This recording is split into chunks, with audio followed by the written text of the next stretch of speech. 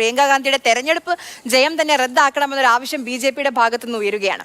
ആവശ്യവുമായി BJP ഹൈക്കോടതിയെ സമീപിച്ചിരിക്കുന്നു. സ്വത്ത് വിവരങ്ങൾ മറച്ചുവെച്ചാണ് പ്രിയങ്ക വയനാട് ലോക്സഭാ ഉപതെരഞ്ഞെടുപ്പിൽ മത്സരിച്ചതെന്നാണ് ആരോപണം. BJP സ്ഥാനാർത്ഥിയായിരുന്ന നവ്യ ഹരിദാസാണ് ഇപ്പോൾ കോടതിയിൽ ഹർജി സമർപ്പിച്ചിരിക്കുന്നത്. ബിനിൽ ഹൈക്കോടതിയിൽ നിന്നുള്ള വിവരങ്ങൾ നൽകും. ബിനിൽ, എന്തൊക്കെ കാര്യങ്ങളാണ് ഈ ഹർജിയിൽ സൂചിപ്പിക്കുന്നത്? ഈ തെരഞ്ഞെടുപ്പ് റദ്ദാക്കണമെന്ന ആവശ്യം ഉന്നയിക്കുന്നതിന്റെ അടിസ്ഥാനം എന്താണ്?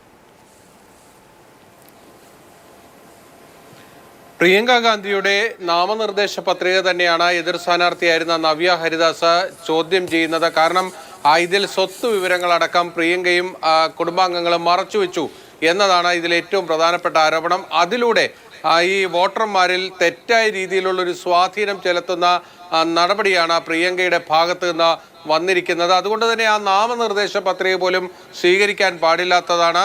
ആ നാമനിർദ്ദേശ പത്രികയിൽ തെറ്റായ വിവരങ്ങൾ ഉൾപ്പെടുത്തിയത് കൊണ്ട് പ്രിയങ്ക ഗാന്ധിയുടെ വിജയം അസാധുവാക്കണം, ആ തെരഞ്ഞെടുപ്പ് വിജയം റദ്ദാക്കണമെന്നതാണ് ഈ ഇലക്ഷൻ ഹർജിയിലെ പ്രധാനപ്പെട്ട വാദമായി എതിർ സ്ഥാനാർത്ഥിയായിരുന്ന നവ്യ ഹരിദാസ് മുന്നോട്ട് വച്ചിരിക്കുന്നത്. ഇലക്ഷൻ ഹർജികളുടെ ഒരു പൊതു സ്വഭാവം എന്നത് മറ്റ് ഹർജികളിൽ നിന്നെല്ലാം വ്യത്യസ്തമാണ്. അത് ഈ തെരഞ്ഞെടുപ്പ് കഴിഞ്ഞാൽ കൃത്യമായ ഒരു സമയപരിധിക്കകം ഫയൽ ചെയ്യണം. ഇനി ഹൈക്കോടതി ഒരു പ്രത്യേക ബെഞ്ച് ഈ ഇലക്ഷൻ പെറ്റീഷനുകൾ കേൾക്കാനായി കോൺസ്റ്റിറ്റ്യൂട്ട് ചെയ്യും. ആ ബെഞ്ചിലേക്കായിരിക്കും ഈ ഹർജി പോവുക.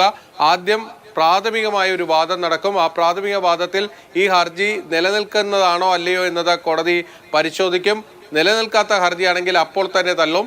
അത് പരിശോധിക്കേണ്ട വിഷയങ്ങൾ ആ ഹർജിയിൽ ഉണ്ട് എന്ന് കണ്ടെത്തിയാൽ സ്വാഭാവികമായും പ്രിയങ്ക ഗാന്ധിക്ക് അല്പം കഠിനമായി കാര്യങ്ങൾ പോകും. മറച്ചു വെച്ചു എന്നുള്ളതാണ് നവ്യ ഹരിദാസ് ഹർജിയിൽ ചൂണ്ടിക്കാണിക്കുന്നത്.